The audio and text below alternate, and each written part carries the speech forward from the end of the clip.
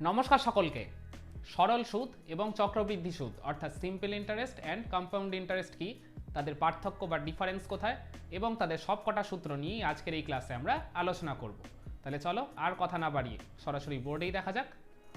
দেখো কি বলছে, ধরা যাক আসল পি টাকা, মানে মূলধন হচ্ছে পি টাকা, সময় টি বছর এবং বার্ষিক সরল সুদের হার R% হলে, তার মানে এখানে তিনটে জিনিস দিয়ে দিয়েছে, আসল হচ্ছে পি, সময় হচ্ছে টি বছর আর বার্ষিক সরল সুদের হার হচ্ছে R% হলে, তাহলে এই সূত্রগুলো এবার আমাদের বের করতে হবে এক এক করে। তাহলে তোমরা সবাই ভালো করে এখন দেখে নাও।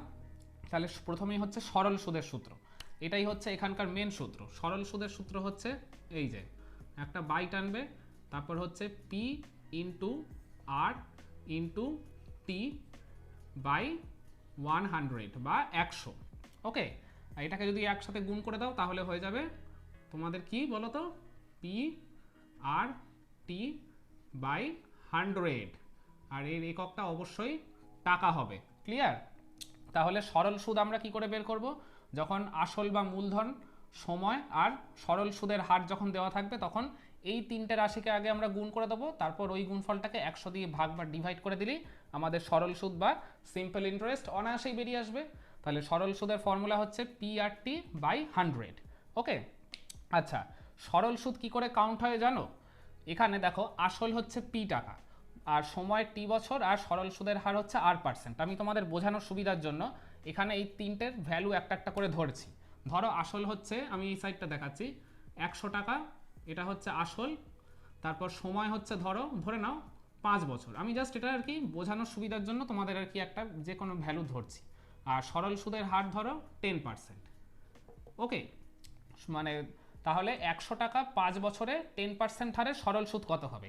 তাহলে এই তিনটে ভ্যালু যদি তোমরা এখানে পুট করে দাও, এই যে পি হচ্ছে 100, আর হচ্ছে তাহলে আর কি, আর হচ্ছে সুদের হার মানে 10%, আর টি হচ্ছে সময় 5, এই তিনটাকে গুণ করে যদি 100 দিয়ে ভাগ করে দাও তাহলেই তোমরা এই অ্যামাউন্টের মানে 100 টাকার 5 বছরের 10% হারে কত সরল সুদ বা সিম্পল ইন্টারেস্ট হয় সেটা তোমরা অনায়াসেই কিন্তু বের করে ফেলতে পারবে। আচ্ছা, সরল সুদ কাউন্ট হয় এখানে তো 5 বছরের জন্য 100 টাকার সুদটা আমরা কাউন্ট করব। মানে সরল সুদটা ধরো প্রথম বছরে 10% হারে কাউন্ট হলো 100 টাকার উপরে, কিন্তু দ্বিতীয় বছরেও সেই ওই 100 টাকার উপরেই কিন্তু কাউন্ট হবে। মানে সময় যতই থাকুক না কেন এই আসল বা মূলধনটা কিন্তু প্রত্যেক বছর সেমই থাকবে, এটার কিন্তু কখনোই কোনো চেঞ্জেস হবে না সরল সুদের ক্ষেত্রে। ক্লিয়ার? আচ্ছা, তাহলে সরল সুদের মেন সূত্র হচ্ছে এই পিআরটি বাই 100, এটাই তোমরা সবাই মনে রাখবে ভালো করে। ওকে, তাহলে এরপরে কি বলছে, আসল বা মূলধন। আসলটা তোমরা কখন বের করবে, মানে কোশ্চেনে যখন তোমাদের এই যে সময়, সরল সুদের হার আর সরল সুদ এই তিনটা যখন দেওয়া থাকবে তখনই আসলটা তোমাদের মানে এই সূত্র দিয়ে বের করতে পারবে। তাহলে আসলের সূত্র কি বলতো? আসলের সূত্র হচ্ছে এই যে একটা বাই টানবে, I into 100, okay, by R into T, এটা টাকা। তাহলে সরল সুদ ইন্টু 100 হোল ডিভাইডেড বাই এই যে সুদের হার ইন্টু সময়, এইটা হলেই মানে এই সূত্রের মাধ্যমেই আমরা আসল বা মূলধন অনায়াসেই বের করে ফেলতে পারবো। তাহলে দেখো কোনো একটা আর কি আমরা যখন রাশি বের করছি মানে আসলটা, তখন কিন্তু বাদ বাকি যে তিনটে মানে সরল সুদ, সুদের হার আর সময়, এই তিনটের ভ্যালুই কিন্তু আমাদের কোশ্চেনে দেওয়া থাকতে হবে, তবেই আমরা সেটা প্রপারলি বের করতে পারবো। ওকে, তাহলে আসলের সূত্র হচ্ছে I into 100 whole divided by R into T. তারপর কি বলছে, সময়। সময়ের সূত্র কি বলতো? সময়ের সূত্রটাও আসলের মতো অনেকটাই সেম, একটু জাস্ট তফাৎ রয়েছে। এই যে I into 100 by P into R, এটা এককটা হবে অবশ্যই বছর। ওকে, তাহলে এটা কি হলো, এই যে আই মানে সরল সুদ into 100 whole divided by P into R মানে মূলধন ইন্টু সরল সুদের হার, ওটা করলেই আমরা সময় বা আর কি কোশ্চেনের যে মানে যত বছরের জন্যই আর কি মানে অঙ্কটা সলভ করতে দিক না কেন সেইটা আমরা অনায়াসেই পেয়ে যাবো। আর এটা এককটা সবসময় কিন্তু বছরই হবে, কখনো মাস, দিন বা তার থেকে কম বা বেশি কিন্তু হবে না, অলওয়েজ বছরই থাকবে, সেটা পূর্ণ সংখ্যায় উত্তরে আসুক বা ভগ্নাংশতেই আসুক না কেন।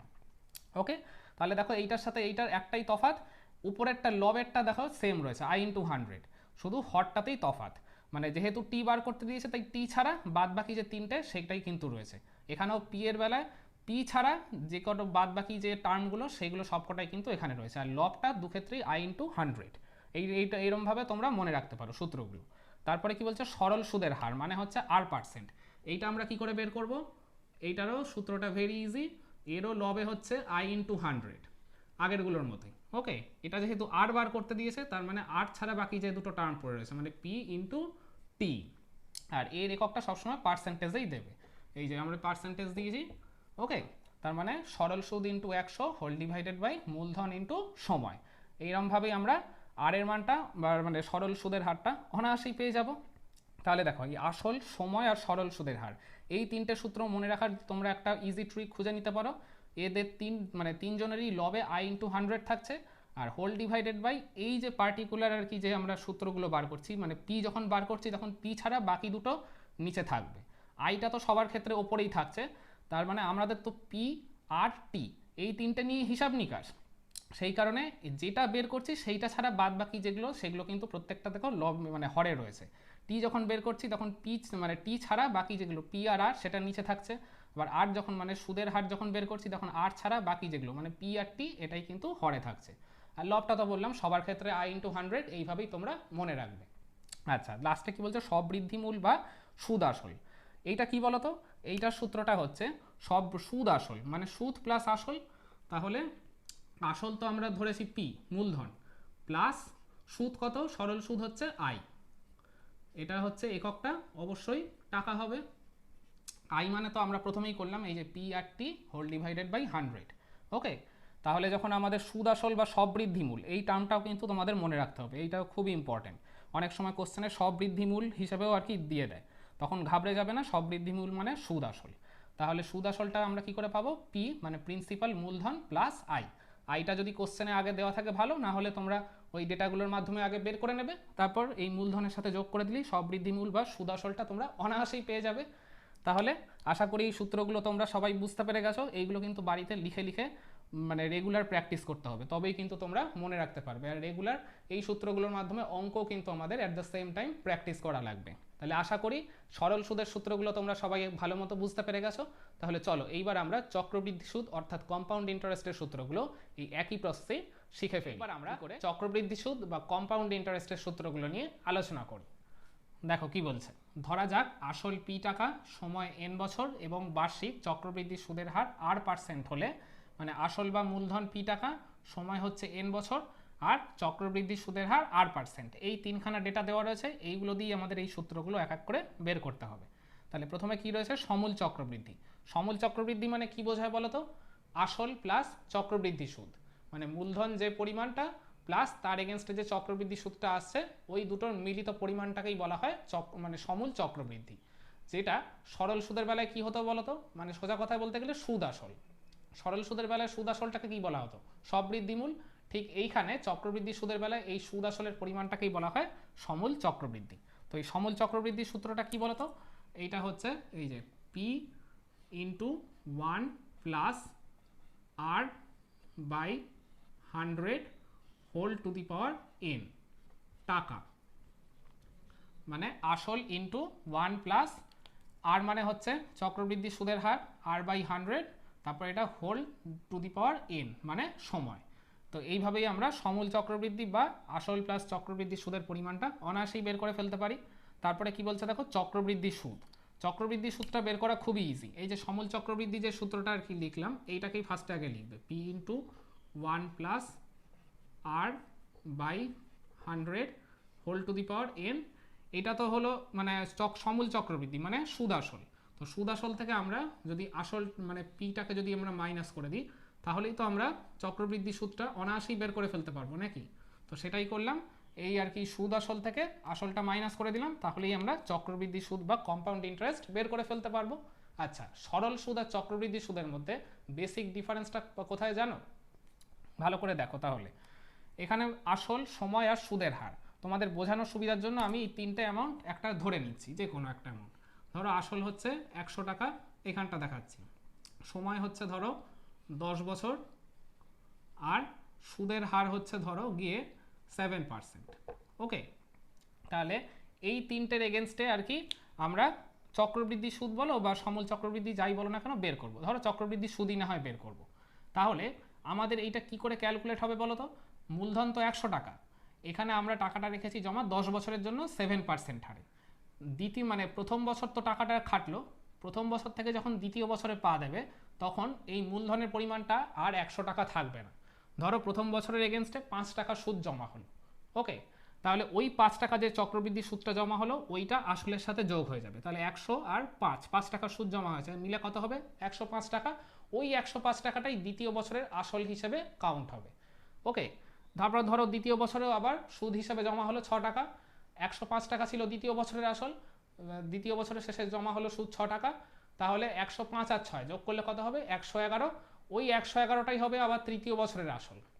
মানে যত সময় এগোবে সামনের দিকে এই আসলের পরিমাণটা চক্রবৃদ্ধি সুদের বেলায় ক্রমাগত বাড়তেই থাকবে, কিন্তু সুদের হার কিন্তু ওই একই সুদের হারেই কিন্তু থাকবে।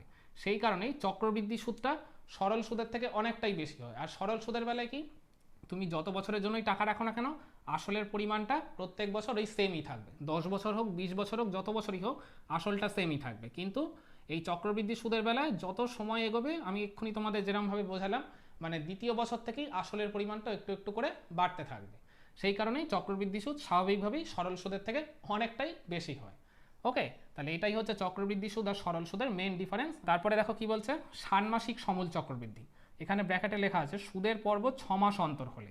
আচ্ছা, আমরা এই যে চক্রবৃদ্ধি সুদ বলো, সরল সুদ বলো, এগুলো আমরা যে এতক্ষণ ধরে যেগুলো ক্যালকুলেট করলাম, এগুলো সব হিসাবগুলো ছিল কিন্তু বার্ষিক, মানে বছরে একবার হিসাবেই আর কি ক্যালকুলেট হতো। কিন্তু এইখানে বলছে সুদের পর্ব 6 মাস অন্তর হলে, মানে ধরো কেউ এমন কোনো একটা স্কিম বা ফান্ডে টাকা রাখলো, সেখানে তোমাদের ধরো কন্ডিশন দিয়ে দিয়েছে যে 6 মাস বাদে বাদে তোমাদের চক্রবৃদ্ধি সুদ বা কম্পাউন্ড ইন্টারেস্ট প্রোভাইড করা হবে। তো সেই হিসাবে আর কি সমূল চক্রবৃদ্ধি, মানে তখন সুদ আর আসলের যে আর কি সূত্র সেইটা। তো সমূল চক্রবৃদ্ধি মানে আমরা আগে যে সূত্রটা পড়েছি এইটা কিন্তু এখানে হবে না, এইটা ছিল বার্ষিক হিসেবে, মানে বছরে একবারই সুদ প্রোভাইড করা হবে, সেই হিসাবে এই সূত্রটা দেওয়া ছিল। আর এটা হচ্ছে সুদের পর্ব 6 মাস, তার মানে 6 মাস অন্তর সুদ পাচ্ছে, মানে বছরে তাহলে কবার সুদ পাবে? 2বার সুদ পাবে। সেই হিসাবে এদের যে সুদ আসলের সূত্র সেইটাই এবার দেখে নাও।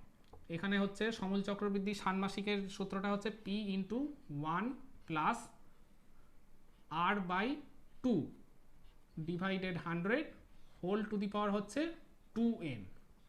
এককটা অবশ্যই টাকা। যেহেতু 6 মাস অন্তর সুদের পর্ব, সেই কারণে বছরে তো 2বার সুদ পাচ্ছে, সেই কারণে এখানে এই যে যে আর কি সুদ চক্রবৃদ্ধি সুদের হার সেইটাকে 2 দিয়ে ভাগ করা হবে আর সময়টাকে 2 দিয়ে গুণ করে দেওয়া হবে, ওকে। তাহলে ষান্মাসিক সমূল চক্রবৃদ্ধি সূত্র হচ্ছে P × 1 + R/2 divided 100 whole to the power 2n। যদি তোমাদের ষান্মাসিক চক্রবৃদ্ধি সুদ বের করতে দেয় তখন তাহলে কি করবে? সমূল চক্রবৃদ্ধি, এটা সূত্র, সমূল চক্রবৃদ্ধি মানে আসল প্লাস চক্রবৃদ্ধি সুদ। তো এইটা থেকেই মূলধন মানে আসলটা মাইনাস করে দিলে, মানে P মাইনাস করে দিলেই তোমরা ষান্মাসিক চক্রবৃদ্ধি সুদও বের করে ফেলতে পারবে অনায়াসে। তারপরে কি বলছে, ত্রৈমাসিক সমূল চক্রবৃদ্ধি। এটার দেখো ব্র্যাকেটে লেখা আছে সুদের পর্ব 3 মাস অন্তর হলে, মানে ওই এমন কোনো একটা ফান্ড বা স্কিম যেখানে তোমাদের বলে দিয়েছে 3 মাস অন্তর চক্রবৃদ্ধি সুদ প্রোভাইড করা হবে। তাহলে 3 মাস অন্তর যদি সুদ পাওয়া হয় তাহলে বছরে আমরা কটা সুদ পাবো বলো তো? 4টে সুদ পাবো। তাহলে সেই কারণে এদের সুদ আসলের সূত্রটা এইরকম হবে, P × 1 + বছরে যেহেতু 4বার সুদ পাবে সেই কারণে R/4 divided 100 whole to the power 4n টাকা, ওকে। যেহেতু বছরে 4বার সুদ পাচ্ছে সেই কারণে সুদের হারটাকে 4 দিয়ে ভাগ করা হচ্ছে আর সময়টাকে 4 দিয়ে গুণ করে দেওয়া হচ্ছে। ঠিক একইভাবে যদি তোমাদের ত্রৈমাসিক চক্রবৃদ্ধি সুদ বের করতে বলে, এটা তো সমূল চক্রবৃদ্ধি মানে সুদ আসল, এইটা থেকে মূলধন মানে পিটা মাইনাস করে দিলে তোমরা ত্রৈমাসিক চক্রবৃদ্ধি সুদটা খুবই সহজে আর অনায়াসে বের করে ফেলতে পারবে। তাহলে আমি মনে করি আজকের এই সরল সুদ আর চক্রবৃদ্ধি সুদের সূত্রগুলো আমি তোমাদের ঠিকমতো বোঝাতে পেরেছি। আর বাড়িতে তোমাদের কিন্তু এইগুলো লিখে লিখে প্র্যাকটিস করতে হবে অ্যান্ড এইগুলো দিয়ে রেগুলার অনবরত অঙ্কও প্র্যাকটিস করতে হবে, ওকে। তাহলে সরল সুদ আর চক্রবৃদ্ধি সুদের বিভিন্ন টাইপের অঙ্ক ঠিক এই সূত্রগুলোর মাধ্যমে কিভাবে সলভ করতে হয় তার উপর বেশ কয়েকটা ক্লাসের ভিডিও এই চ্যানেল আর পেজে কিন্তু এর পরবর্তীতে আসতে চলেছে। তো তোমরা যদি সেগুলো শিখতে চাও ঠিকমতো তাহলে ওই ক্লাসগুলো কিন্তু ফলো করাটা অত্যন্ত জরুরি। তাহলে আজকের ভিডিওটা আমরা এখানেই শেষ করছি। দেখা হচ্ছে আবার পরবর্তী কোনো ক্লাসে। সবাই ভালো এবং সুস্থ থাকবেন। ধন্যবাদ।